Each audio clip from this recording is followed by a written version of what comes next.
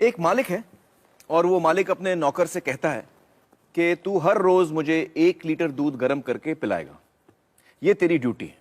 तो नौकर रोज 1 लीटर दूध पिलाता था। कुछ दिन बाद नौकर जो है उस दूध में से 1/4 लीटर दूध खुद पी जाता था और बाकी दूध में पानी मिला के मालिक को पिलाता था। फिर कोई मालिक से शिकायत करता है कि साहब ये जो नौकर आपने रखा है ये दूध में गड़बड़ करता है। तो मालिक ने कहा अच्छा ऐसा है क्या, और उसने नौकर की निगरानी के लिए एक और नौकर रखा। अब 2 नौकर हो गए, तो दोनों नौकरों ने 1/4 लीटर दूध खुद पीना शुरू किया और बाकी दूध में वो पानी मिला के मालिक को पिलाते थे। कुछ दिन बाद फिर मालिक को कुछ लोगों ने कहा कि आपके ये 2 नौकर जो हैं वो दूध में पानी मिला के पिला रहे हैं आपको। तो उसने कहा अच्छा ऐसा है। तो उसने एक और नौकर रखा, बोला इन दोनों पे निगरानी रखो। अब 3 नौकर हो गए, तो तीनों 1/4 लीटर दूध पीते थे, मालिक को 1/4 लीटर दूध में पानी मिला के पिलाते थे। मालिक की तबीयत भी थोड़ी कमजोर होने लगी, थोड़ा वीक हो गया वो। फिर किसी ने कहा कि आपका स्वास्थ्य बड़ा गड़बड़ हो गया है, आप तो बहुत कमजोर होते जा रहे हैं, ये नौकर आपके बड़ा गड़बड़ कर रहे हैं। तो उसने बोला अच्छा ऐसा हो रहा है क्या। तो उसने एक और नौकर रखा, बोला इन तीनों पे निगरानी रखो कि ऐसा ना हो। अब जब 4 नौकर रख लिए तो दूध तो 1 ही लीटर था। थोड़े दिन ठीक मिला, फिर चारों नौकर मिल गए और दूध पीने लग गए। अब मालिक को क्या पिलाएं। तो वो क्या करते थे कि जब मालिक सो जाता था तो जो दूध पे थोड़ी मलाई जमती है ना ऊपर, वो मलाई लेके मालिक की मूंछ पे लगा देते थे। सुबह मालिक उठ के कहते कि बड़ी भूख लग रही है, तुम लोगों ने रात को दूध नहीं पिलाया। तो कहते नहीं नहीं मालिक पिलाया, आपका हाजमा खराब है, आपकी तबीयत ठीक नहीं है। वो कहता क्यों कैसे। और फिर वो मालिक को आईना दिखाते, कहते ये देखिए साहब अभी भी प्रूफ है। कौन सा प्रूफ है, आपके मूंछ पे देखिए मलाई जमी हुई है। तो अब मुझे बताइए दोस्तों कि ये कहानी है या हकीकत। हकीकत है। तो इसमें मालिक कौन है और नौकर कौन है। हाँ आप बताइए। इसमें मालिक जो है जनता है और नौकर जो है वो सरकार है। हाँ बिल्कुल सही पहचाना आपने, आप लोगों ने भी ये बात पहचान ली थी। दोस्तों अब मुझे बताइए कि ये जो बड़े बड़े घोटाले होते हैं देश में और जो पैसा लूटा जाता है वो किसका पैसा जाता है। हाँ हाँ आप बताइए। सरकार का। सरकार का पैसा जाता है। लेकिन सरकार के पास ये जो पैसा आता है वो आता कहां से। हाँ हाँ बताइए। टैक्सेस। बिल्कुल सही, टैक्सेस से। अच्छा आप में से कितने लोग हैं जो टैक्स नहीं भरते। जरा संभाल के जवाब दीजिएगा, इनकम टैक्स डिपार्टमेंट देख रहा है ये शो। बताइए आप में से कितने ऐसे हैं जो टैक्स नहीं भरते। तो कई लोग हैं यहां पर जो टैक्स नहीं भरते। दोस्तों यही सवाल हमने देश में अलग अलग किस्म के लोगों से पूछा और उन्होंने हमें क्या जवाब दिया, आइए देखते हैं। आप टैक्स भरते हैं। टैक्स किस बात का। टैक्स मेरे इतना इनकम ही नहीं है कि मैं टैक्स भरूंगा। यहाँ कमाने खाने को तो पूरा नहीं पेट भरता, कहाँ से टैक्स भरूंगा साहब। टैक्स इतनी कमाई नहीं होती, टैक्स कहाँ से दूंगा। बैंड वाले हमको क्या पता है कि टैक्स क्या होता है। किसका टैक्स है ये। आप टैक्स भरते हैं। किस चीज का टैक्स, मतलब हम टैक्स नहीं भरते। सर ड्राइवर आदमी हो, 10,000 का नौकरी कर रहे हो, उसमें टैक्स क्या भरे। क्या आप लोग टैक्स भरते हैं। नहीं नहीं काय का भरते टैक्स नहीं भरते। हम छोटे आदमी लोग नहीं भर पाएंगे, नहीं भरते। अरे पैसा ही नहीं तो टैक्स काहे को भरूंगा। नहीं टैक्स वैक्स मेरे को मालूम नहीं उसके बारे में। टैक्स में नहीं भरता। नहीं टैक्स फिलहाल नहीं भरता हूँ। हम नहीं भरते। नहीं नहीं नहीं नहीं नहीं नहीं।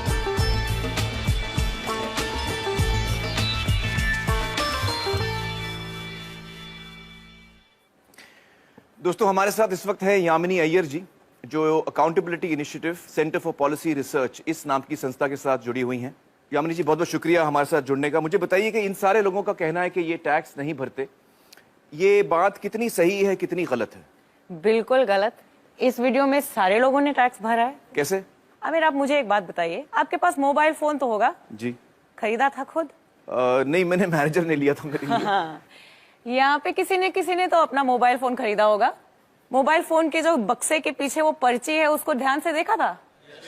उस पे क्या लिखा हुआ है, इंक्लूसिव ऑफ टैक्सेस। तो जब मोबाइल फोन खरीदा तो आपने भी टैक्स दिया, सभी ने टैक्स दिया। और जब मोबाइल फोन का बिल भी भरते हैं तो उस पे भी टैक्स देते हैं। लेकिन हर आदमी तो मोबाइल फोन नहीं खरीद पाता। मोबाइल फोन को छोड़िए, अगर आप सोचें आपके रोज की जिंदगी में सुबह से लेकर शाम तक जिन सभी चीजों का आप प्रयोग करते हैं वो कहीं से आपने खरीदा तो टैक्स दिया, टूथपेस्ट खरीदा टैक्स भरा, ब्रश खरीदा टैक्स भरा, कोम खरीदा टैक्स भरा, खाने पीने की चीजों पर भी टैक्स पड़ता है। जो कुछ भी पैकेज से आपने खरीदा, चिप्स खरीदा, पैकेज नमक खरीदा या चीनी खरीदा, उस पे टैक्स, दाल खरीदी उस पे टैक्स, चाय की पत्ती उस पे टैक्स।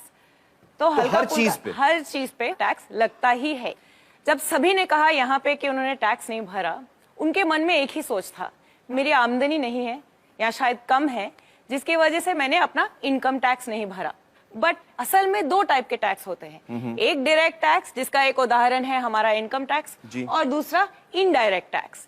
और अगर इन आंकड़ों को ध्यान से देखोगे तो पता लगेगा कि ये जो 1/3 टैक्स केवल ही वो है जो हमारी डायरेक्टली इनकम टैक्स वगैरह से सरकार में आपका पैसा पहुंचता है। जी जी जी। बाकी जो टैक्स है, जो बड़ा हिस्सा है वो अपने इनडायरेक्ट टैक्स से आता है। जो चीजें हम खरीदते हैं सबसे ज्यादा वहां से आता है। तो 2/3 वहां से आता है। बिल्कुल, सुबह से लेकर शाम तक टैक्स भरते रहते हैं हम। तो इसका मतलब ये हुआ कि हर हिंदुस्तानी, चाहे वो गरीब आदमी हो अमीर आदमी हो, टैक्स भरता है।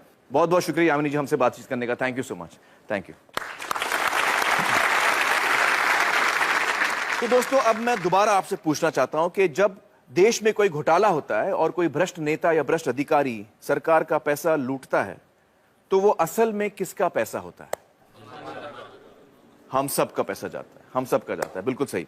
मुझे अक्सर ताज्जुब होता है दोस्तों कि जब भी कोई घोटाले की खबर आती है तो मैं देखता हूं कि लोग बड़ा मजा लेकर उसकी बातें करते हैं, हंसते भी हैं कि यार वो 10,000 करोड़ उड़ा के ले गया, कोई 20,000 करोड़ उड़ा के ले गया। इस दफा जब आप कोई घोटाले की खबर पढ़ें तो ये जानकर पढ़ें कि किसी ने हमारे रोज की मेहनत की कमाई का पैसा लूटा है। अच्छा, मुझे बताइए कि यहां पर कौन कौन है जिनकी पर्सनल वेल्थ यानी खुद की संपत्ति 10 लाख से ज्यादा है? आप हैं 1 2 3 4 5 6 लोग हैं। तो बहुत ही कम लोग हैं यहां जिनको लगता है कि उनकी संपत्ति 10 लाख से ज्यादा है। चलिए दोस्तों, अब हम अपने अगले मेहमान से मिलते हैं, श्री शुभ्रत दास, जो centre for budget and governance accountability इस नाम की संस्था के साथ काम करते हैं। आइए शुभ्रत जी। हमने शुभ्रत जी को जिम्मेदारी दी थी कि ये हमें बताएं कि हमारे देश की संपत्ति यानी हमारी नेशनल वेल्थ कितनी है। बताइए शुभ्रत जी, आपके खोज में क्या सामने आया? आमिर, आपने हमें समय बहुत कम दिया, इसलिए ये आकलन हम लोग पूरा तो नहीं कर पाए हैं। जी। फिर भी 2 बड़े चीजों का आकलन हमने किया है। जी। एक है हाइड्रोकार्बन रिजर्व्स, जी, जिसमें आता है क्रूड ऑयल, नेचुरल गैस, कोल और लिग्नाइट, मतलब कच्चा तेल, कोयला वगैरह। और दूसरा है अदर मिनरल रिसोर्सेज, मतलब खनिज भंडार। कुछ 84-85 अलग अलग तरह के मिनरल रिसोर्सेज हैं, जिसका लगभग आधा हम लोगों ने इस एस्टिमेशन में कवर कर लिया है। आधा ही किया आपने? जी। मतलब जो मैंने आपको काम दिया था वो आप पूरा नहीं कर पाए? उतना ही डेटा मिल रहा है। मैं समझ सकता हूं, मजाक कर रहा हूं मैं। पूरे देश की संपत्ति का अंदाजा लगाने चलें तो उसमें बहुत वक्त लग सकता है। बिल्कुल सही कह रहे हैं आप। और इस वक्त में आप सिर्फ 1.5 चीजों का अंदाजा लगा पाए। बिल्कुल। तो आपके इस अंदाजे में क्या सामने आया? आंकड़ा क्या है आप मुझे बताइए। मैं यहाँ पर आंकड़ा लिखूंगा। काफी बड़ा है, 5,000। 5,000 उससे शुरू कीजिए। अब मैं जब तक आपको ना रोकूं, आप उसमें और 0 ऐड करते जाइए। जब तक ना रोकें आप? जी। अच्छा,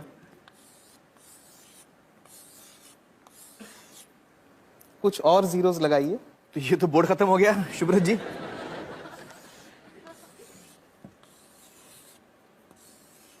और लगाइए। और लगाओ जी, थोड़ा और, एक और है? एक और। आप सच कह रहे हैं? जी, बस एक और। एक और? जी, एक और लगा दीजिए बस। तो ये कितना बड़ा आंकड़ा है मुझे बताइए आप। ये है 5,000 लाख करोड़ रुपए। 5,000 लाख? 5,000 लाख करोड़ रुपए। 5,000 लाख करोड़ रुपए। मुझे अभी तक समझ में नहीं आ रही है कितना बड़ा फिगर है। अच्छा, हमें बताइए कि हमारे देश की जो आबादी है वो करीबन 120 करोड़ की है। तो अगर हम इस आंकड़े को 120 करोड़ लोगों में बांटें तो उसका मूल्य कितना होता है? 40 लाख रुपए। 40 लाख।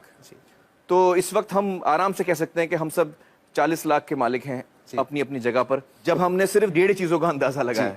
चलिए, बहुत बहुत शुक्रिया शुभ्रत जी, हमसे बातचीत करने का। Thank you.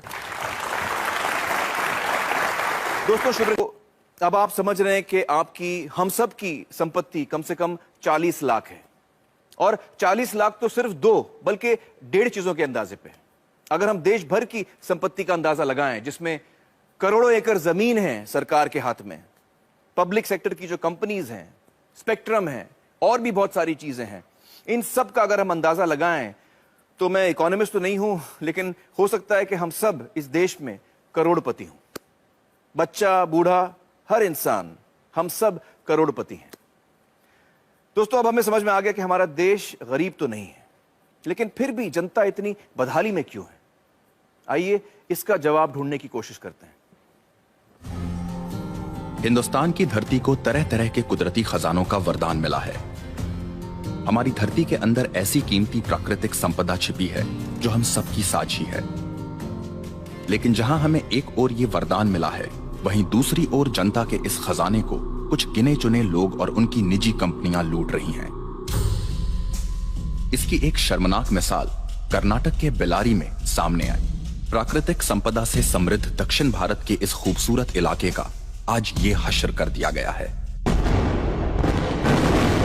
बेल्लारी के पहाड़ों से बेहतरीन क्वालिटी का कच्चा लोहा निकलता था। कुछ प्राइवेट कंपनियों ने अवैध तरीके से खनन का पूरा कारोबार अपने हाथों में ले लिया।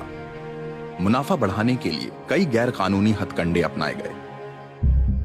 इस घोटाले की जांच कर्नाटक के तत्कालीन लोकायुक्त जस्टिस संतोष हेगड़े ने की। उनकी जांच में यह बात निकलकर सामने आई कि किस तरह से देश की संपत्ति को लूटा गया। कहीं प्रतिबंधित इलाकों में खनन हुआ, कहीं बिना अनुमति के जंगलों को उजाड़ दिया गया, और कहीं तय सीमा से कहीं ज्यादा खनन किया गया। उनकी रिपोर्ट के अनुसार इस घोटाले से जो नुकसान देश को हुआ, उसकी कीमत है 16,000 करोड़ रुपए। सार्वजनिक संपत्ति को निजी स्वार्थ के लिए हड़पने के इस तरह के कई मामलों को काफी नजदीक से देखा है जस्टिस संतोष हेगड़े ने। Thank you so much for joining us justice Hegde. Sir, आपने हमारे देश के एक बहुत बड़े घोटाले की जांच की है, जो बेल्लारी माइनिंग स्कैम के नाम से जाना जाता है। आपकी तहकीकात में क्या सामने आया? जिस तरीके से वहाँ हमारे देश के प्राकृतिक संसाधनों की लूट हुई, जो असल में नागरिकों की संपत्ति है, वो विश्वास के परे है। उनके दिमाग में सिर्फ एक ही चीज थी, पैसा बनाना किसी भी कीमत पर। सरकार को जो पैसा उस वक्त हर एक मैट्रिक टन के खनन के लिए दिया जा रहा था, वो था सिर्फ 27 रुपए प्रति टन। और उसी 1 टन के लिए एक्सपोर्टर्स माल कहाँ भेज रहे हैं, कितनी दूर भेज रहे हैं, उसके हिसाब से 6 से 7 हजार रुपए कमा रहे थे। ओ बाप रे। जब वो लोग इस काम में उतरे, तब कुछ नहीं था उनके पास, पर देखते ही देखते 2-2, 3-3 हेलीकॉप्टर, हवाई जहाज, उनके उड़ने के लिए रनवे, सब कुछ बना लिया उन्होंने। सोने के सिंहासन बना लिए उन्होंने अपने लिए। मैंने जो अपनी रिपोर्ट दी थी, उसमें क्या सामने आया कि कर्नाटक के 3 मुख्यमंत्री दोषी पाए गए। उसमें वो मुख्यमंत्री भी शामिल थे जो उस वक्त सत्ता में थे। 9 और मंत्री भी दोषी पाए गए थे। उसके अलावा 797 अधिकारी, जिसमें 14 IAS अफसर थे, कर्नाटक एडमिनिस्ट्रेटिव सर्विस के अफसर थे, और कई और विभागों के अफसर, सब शामिल थे। मतलब लगभग पूरा प्रशासन इसमें शामिल था।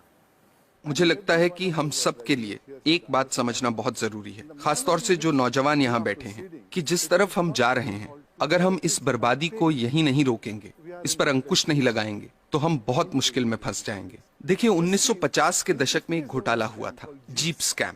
उसमें देश को 52 लाख रुपयों का नुकसान हुआ। उस वक्त के हिसाब से एक बड़ी रकम थी, पर फिर भी आप देखिए कि 52 लाख में कितने जीरो होते हैं। और भी कई घोटाले थे, LIC में मुंद्रा घोटाला, भारत बैंक का डालमिया घोटाला, नगरवाला स्कैम सेंट्रल बैंक में। हर साल घोटाले होते थे। सोचने वाली बात यह भी है कि सब घोटाले तो बाहर भी नहीं आते हैं। 100 में से कोई 1 या 2 ही जनता के सामने आ पाते हैं। अब 2010 पे आते हैं। कॉमनवेल्थ गेम्स, 70,000 करोड़ का घोटाला। 2G scam, 1,76,000 crore. 2012 पे आइए, कोलगेट घोटाला, 1,86,000 करोड़। अगर 1,86,000 करोड़ रुपए का एक घोटाला होता है, तो देश की अर्थव्यवस्था पर क्या असर होगा, आप अंदाजा लगा सकते हैं। 1987 में देश के प्रधानमंत्री ने क्या कहा था, वो याद कीजिए। स्वर्गीय राजीव गांधी ने कहा था कि सरकार 1 रुपया गरीबों के लिए खर्चती है तो उसमें से सिर्फ 15 पैसे ही उन तक पहुंचते हैं। कुछ वक्त पहले कर्नाटक में हमने पढ़ा कि गरीबों को 1 रुपए किलो चावल देने की घोषणा हुई है, जिसके लिए सरकार एक मोटी रकम खर्च कर रही है। कुछ हफ्ते ही बीते थे कि अखबारों में ये रिपोर्ट्स आनी शुरू हो गईं कि जो पैसा गरीबों को 1 रुपए के हिसाब से चावल देने के लिए खर्चा जा रहा है, उससे जो चावल खरीदा जाता है वो या तो एकदम सड़ा हुआ होता है, या जहां अच्छे चावल की खरीद हुई है वहां उसे गोदामों से चुरा चुरा के प्राइवेट लोगों को दे दिया गया है। इस तरीके से पैसे की लूट हो रही है। कैसे बच पाएंगे हम? सर, इस तरह के घोटालों का, भ्रष्टाचार का आम लोगों की जिंदगी पर कैसे असर पड़ता है? आप अपने रोजमर्रा के खर्चों को देखिए। पिछले साल के मुकाबले इस साल कितनी महंगाई है, क्योंकि जो पैसा देश के विकास के लिए रखा गया है, जिसे देश की प्रगति के लिए इस्तेमाल में लाना चाहिए, वो पैसा 85% चुरा लिया जाता है। देश के प्रधानमंत्री ने कहा था, मैं नहीं कह रहा, मेरे अंदाजे से तो अगर 1988 में 1 रुपए में 15 पैसे ही सही जगह पर पहुंचते थे, तो आज 5 रुपयों में से 15 पैसे पहुंचेंगे। ये हो रही है हमारी तरक्की। हम लोग, आप हेल्थ केयर को लीजिए, सरकारी अस्पतालों को काफी नजदीक से मैंने देखा है कि वहां क्या हो रहा है। मैं आपको एक मिसाल देता हूं। 2010 में एक गांव की महिला डिलीवरी के लिए सरकारी अस्पताल आई, उससे पैसे मांगे गए, उसके पास पैसे नहीं थे। अस्पताल ने साफ इनकार कर दिया। महिला के साथ जो व्यक्ति था वो पैसों का इंतजाम करने गांव भागा। फिर अस्पताल वालों ने महिला को कहा कि यहां मत बैठो, बाहर जाओ। वो बेचारी उस हालत में सड़क पार करके बाहर बस स्टॉप पर जाकर बैठ गई। जब तक पैसों का इंतजाम होता, बाहर उसी बस स्टॉप पर उसकी डिलीवरी हुई। ये किस तरह के समाज में जी रहे हैं हम? मुझे लगता है कि लालच तो एक बात है, लेकिन लालची होने के साथ साथ हम अपनी इंसानियत भी पूरी तरह से खो रहे हैं। हम इंसान से शैतान बन रहे हैं। हमें इस बात से कोई फर्क नहीं पड़ रहा कि दूसरे लोगों के साथ क्या हो रहा है। हर जगह, हर डिपार्टमेंट का यही हाल है। कुछ ईमानदार लोग भी हैं। मैं ये नहीं कह रहा कि सभी 125 करोड़ लोग बेईमान हैं, लेकिन ज्यादातर लोग मजबूरी में ईमानदार हैं, क्योंकि उनके पास बेईमानी करने का मौका ही नहीं है। आज के हालात ऐसे हैं कि एक आदमी जो बड़े ओहदे पे है, वो अगर दूसरे पर उंगली उठाकर कहता है कि आप भ्रष्ट हैं, करप्ट हैं, तो सामने वाला इनकार नहीं करता, वो पलटकर कहता है कि आप नहीं हो क्या भ्रष्ट? That's so true. That is so true. ऐसी सोच बन चुकी है। यहाँ जो नौजवान मौजूद हैं उनसे मैं कुछ कहना चाहता हूँ। Sure, please. मेरी पीढ़ी के लोग अब हालात नहीं बदल पाएंगे। अब सिर्फ आप ही हालात बदल सकते हैं। और आपके लिए अच्छी बात यह है कि लालच सब सरहदें पार कर चुका है, सिर के ऊपर निकल गया है। अब और ऊपर जाने की जगह ही नहीं बची। आपके पास मौका है उसे नीचे लाने का। ये काम आपको जरूर करना है, मेरी खातिर नहीं, अपनी खातिर, अपने बच्चों की खातिर।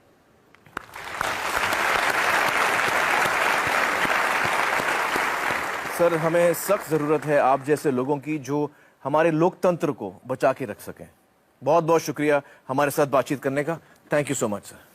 दोस्तों, सोचने की बात है कि जिनके हाथों में हम अपनी संपत्ति की चाबी दे रहे हैं, वो हमारी संपत्ति को कैसे लूट रहे हैं। आपको याद होगा मेरी मालिक और नौकर वाली कहानी।